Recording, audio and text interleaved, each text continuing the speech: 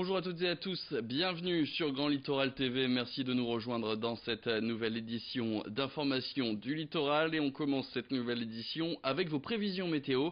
Et cette bonne nouvelle, le thermomètre va un peu remonter pour réchauffer cette fin de semaine. Après une fin de jeudi calme mais froide, ce vendredi va lui voir le retour du soleil sur la région. Alors on vous conseille évidemment de rester couvert, surtout dans la matinée. Mais les rayons du soleil vont permettre d'atteindre les 10 degrés au meilleur de la journée. Les informations météo plus complètes, c'est à retrouver à la fin de cette édition. L'actualité maintenant, et on revient sur l'avenir de l'agriculture, plus précisément la future politique agricole commune, qu'on appelle aussi la PAC, politique européenne qui est fondée principalement sur des mesures de contrôle de prix et de subventionnement, et qui a beaucoup évolué depuis sa création en 1962. Tous les 6 ans, les États membres de l'Union européenne se fixent en fait les priorités de cette politique, ainsi que son budget.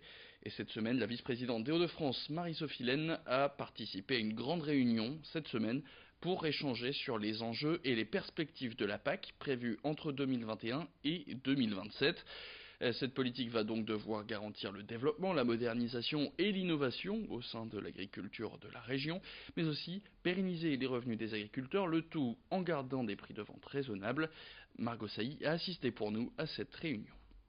On veut d'abord être sûr que la politique agricole commune ne sera pas en diminution après 2020. Donc le premier enjeu est déjà là. Il faut absolument que le gouvernement français, comme il semble s'y engager aujourd'hui, mais tienne bon sur cette position.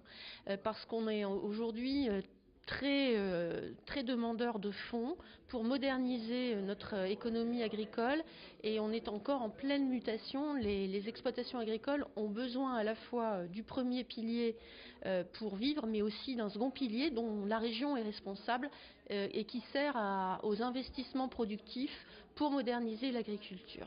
Il y a un enjeu bien sûr économique, d'emploi, mais il y a aussi un enjeu d'aménagement du territoire, de notre territoire rural, et puis un enjeu tout simplement d'environnement et un enjeu sociétal.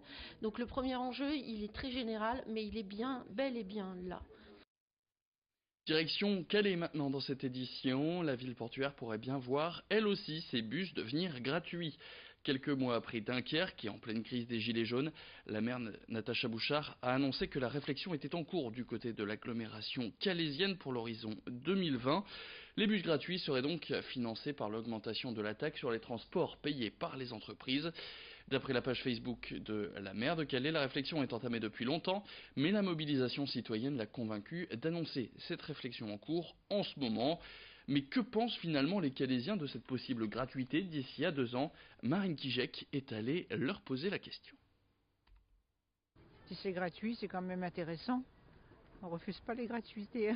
On serait d'accord que pour permettre qu'il y ait un plus, un mieux pour la ville de Calais, les gens se déplaceraient et plus facilement. Dans les petits villages et tout ça, c'est vrai. Déjà le pouvoir d'achat, c'est quand même malgré tout 1 € à chaque passage. Bon, pour nous ça va encore, mais pour une famille avec des enfants, ça fait, s'il y a 3-4 personnes, ça fait 4-5 € par jour. 4-5 € par jour, on s'y va une fois par jour, c'est beaucoup d'argent quoi. Voilà. Non, ça améliorerait le niveau de vie des gens, c'est évident. Solidarité maintenant, et une classe de 3e du collège Jean Jaurès d'Aire-sur-la-Lys a participé au programme de mini-entreprise EPA. Les jeunes Audomarois ont donc décidé de créer une mini-entreprise qui fabrique des blocs-notes et organise des collectes de fournitures scolaires afin de les offrir à des écoles péruviennes. Cette année, ce pays est justement traversé par le rallye automobile du Dakar, qui court depuis plusieurs années maintenant, non plus en Afrique mais en Amérique du Sud.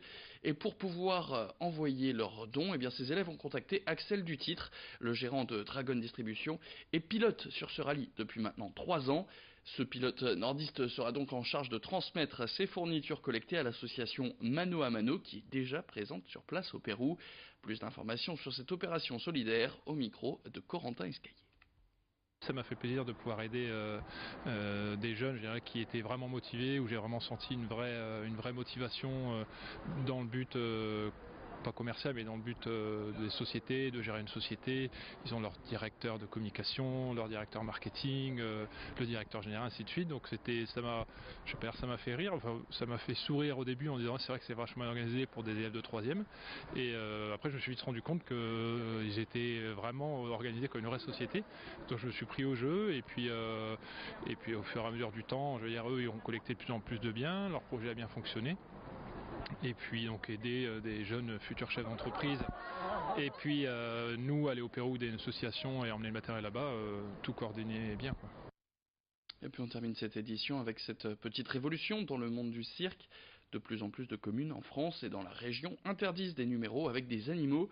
C'est le cas par exemple à Ronques ou à Tourcoing. Et si Roubaix n'a pas pris d'arrêté dans ce sens, eh bien son maire souhaite diversifier l'offre proposée aux habitants de sa ville. C'est pour ça que cette semaine, sur la Grand Place, et pour la première fois, eh bien le cirque Universal prend la place habituellement réservée au cirque Achille Zavata. Ici, pas d'animaux, mais des numéros de jonglerie, de trapèze ou d'acrobatie, et le tout animé par le clown Dodo. Alors d'après un sondage de la fondation 30 millions d'amis, près de 7 Français sur 10 seraient favorables à l'interdiction d'animaux sauvages dans les cirques. Ce mercredi, c'était donc la première représentation de ce cirque à Roubaix. Idil Gunay est allé à la rencontre des artistes lors de leur toute dernière répétition. La ville de Roubaix a contacté spontanément la direction du Cirque Universal. Ils sont venus voir donc la direction en Belgique il y a de ça maintenant 8 ou 10 mois. Et ils ont demandé s'il était possible de venir produire un spectacle sur leur grande place pour la fin d'année. Tout simplement parce qu'ils étaient intéressés par un spectacle, du moins cette année, je dis bien cette année, sans animaux. Voilà, ils sont une vraie infrastructure, ils ont été intéressés et donc la direction a répondu favorablement à l'invitation de monsieur le maire et de monsieur Merlin, l'adjoint au maire. Moi je suis ici pour effectuer en tant que monsieur loyal, donc je présente les différents numéros en piste. Ce sont des numéros qui viennent des 4 coins de l'Europe. Nous avons des artistes roumains, espagnols, italiens, nous avons également des Russes et Hongrois et un artiste belge. Et puis l'actualité du littoral, en bref, ce sont ces plusieurs migrants secourus la nuit dernière au large du Cap Griné. D'abord, une embarcation avec 7 réfugiés tentant de traverser la Manche a été arrêtée. Et puis quelques heures plus tard, 11 migrants étaient eux dans une embarcation en panne près de Wimereux. À leur retour à Calais, ils ont été pris en charge par les pompiers, puis par les forces de police. Fin de cette édition, merci à toutes et à tous de l'avoir suivi. Tout de suite sur Grand Littoral TV, vous retrouvez vos prévisions météo.